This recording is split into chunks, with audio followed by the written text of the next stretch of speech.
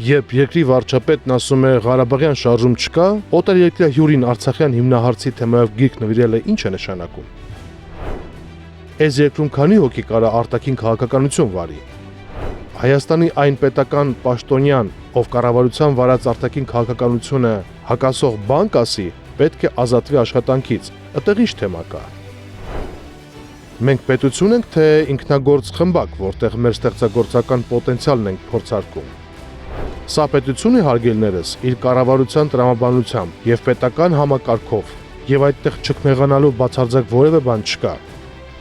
Կառավարությունն է որոշում արտաքին քաղաքականությունը, ես կառավարության ղեկավարն եմ։ Այո, ես խնդրել եմ, որ Էդիտա Գզոյանը հրաժարականի դիմում գրի։ Ես դա համարել եմ կառավարության վարած արտաքին քաղաքականությանը հակառակ գործողություն։ Ես դա համարել եմ սադրիչ գործողություն եւ խնդրել եմ, որ գնա։